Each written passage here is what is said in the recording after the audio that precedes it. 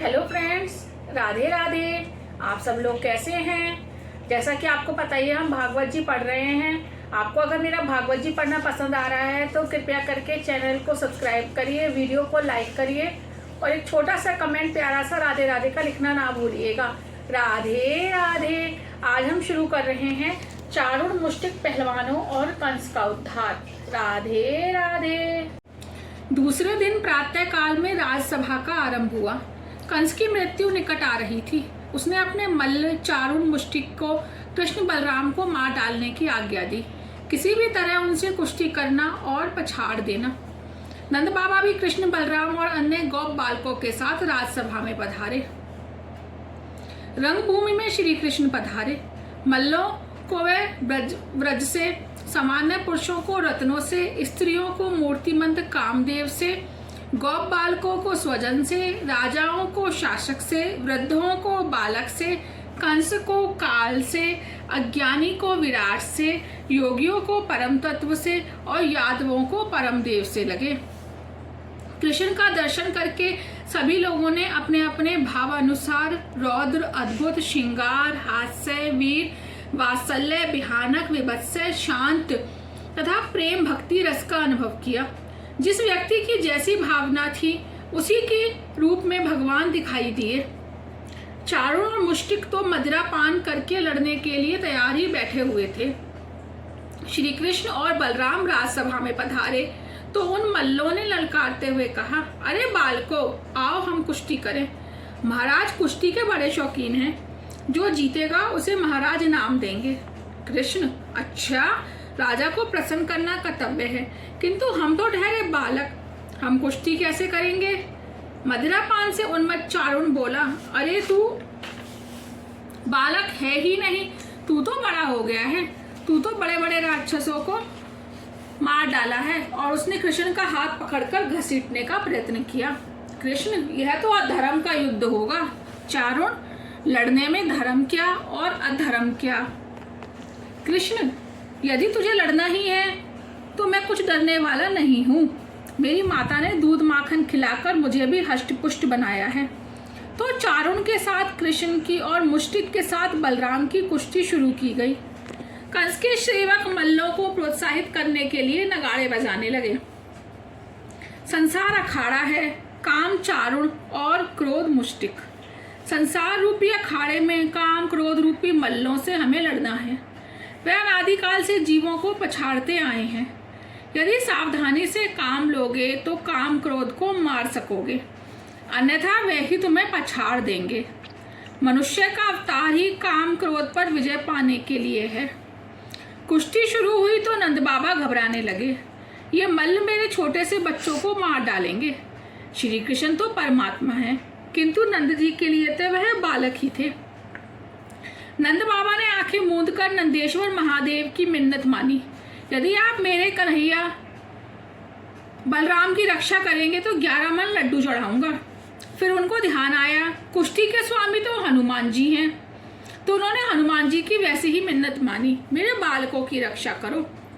कन्हैया ने देखा पिताजी भयभीत होकर देवकों की मिन्नत मान रहे हैं, तो उन्होंने शीघ्रता से काम पूरा करना चाहा। इधर चारुण भी जान गया, कन्हैया कोई सामान्य बालक नहीं, उसका काल ही है। यदि वह भागने की कोशिश करेगा तो कंस मार डालेगा, सो बेहतर है कृष्ण के हाथों अपनी जान जाए। असावधान को काम मार सकता है, सावधान को नहीं।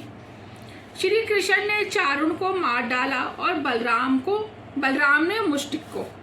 उधर कंस के सेवक तो आंखें मूंद कर नगाड़े बजाते जा रहे थे।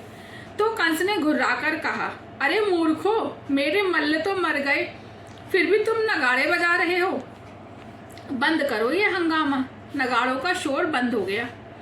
कंस की मृत्यु निकट आ रही थी। वह ऊल बकने लगा, इन लड़कों को मार डालो, नंद जी को बंदी बना लो, वसुदेव का वध करो।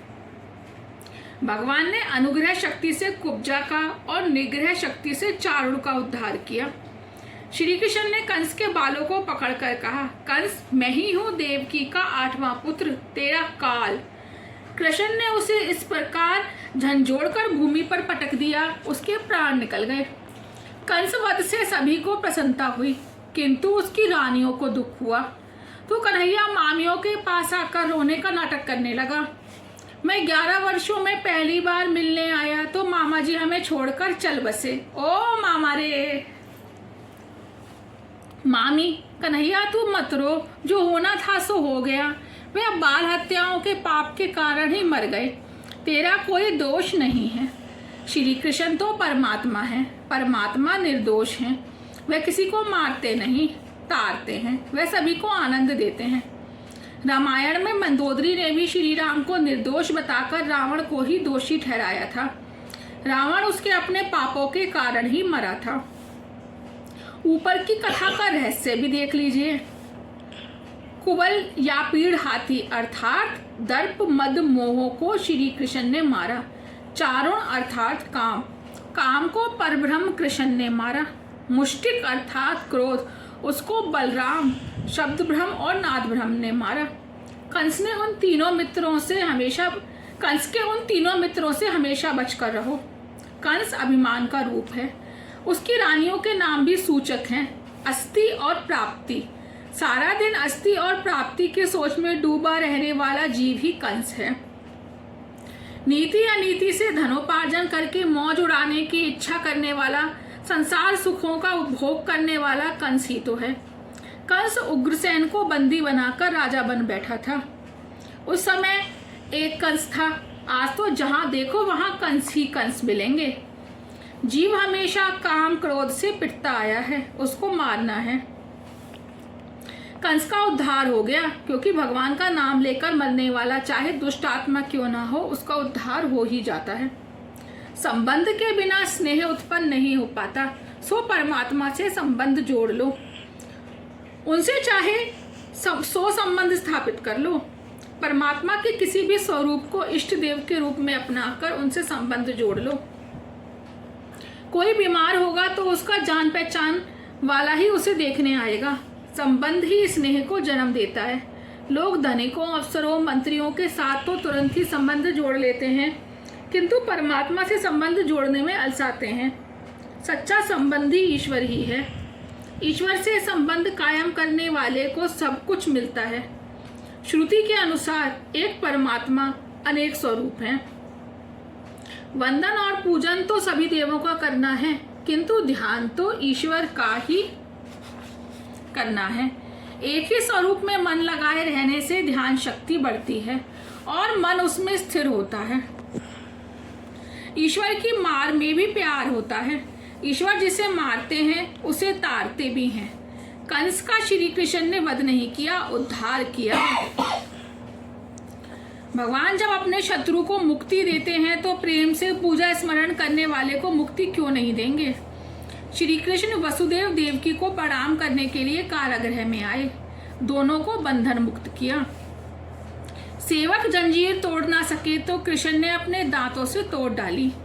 वसुदेव देवकी की संतति लुट गई, किंतु वे भगवान का ध्यान धरते रहे, सो उनको मुक्ति मिली। तन्मयता तल्लीनता के बिना सिद्धि नहीं मिल पाती, ध्यान के बिना साक्षात्कार नहीं हो पाता। वसुदेव देवकी ने 11 वर्षों तक कठोर तपस्या की तो कन्हैया मिला। आज इतने वर्षों के बाद पुत्र को देखा तो वसुदेव देवकी का दिल भर आया। वे बोलना तो बहुत कुछ चाहते थे, किंतु प्रेम और भाव वेश से निहारते ही रह गए। सभी परस्पर को प्रेम से, संतोष से देख रहे हैं। तब कन्हैया ने कहा, पिताजी और माताजी, चारों पुरुषार्थ को सिद्ध करने वाला यह मानव शरीर आपने ही मुझे दिया है। मेरे अपराध को क्षमा करें। अब मैं कभी आपसे दूर नहीं जाऊंगा, मेरा प्रणाम स्वीकार करें। कन्हैया को हाथी पर बिठलाकर सारे नगर में फिराया गया। नंद बाबा सोचते हैं, कन्हैया का इतनी धूमधाम से सम्मान तो किया गया, किंतु किसी ने नहीं पूछा कि वह भूखा भी है या नहीं। वह माखन मिश्री ले आए और कन्हैया को हाथी पर से नीचे उतार कर डटकर खिलाया। रास्ते में इस प्रकार जहां भी विश्राम किया वहां विश्राम घाट हो गया। राधे राधे। ये टॉपिक यहीं पूरा हुआ। कल हम शुरू करेंगे उग्रसेन को मथुरा के राज्य का अर्पण। धन्यवाद। राधे राधे।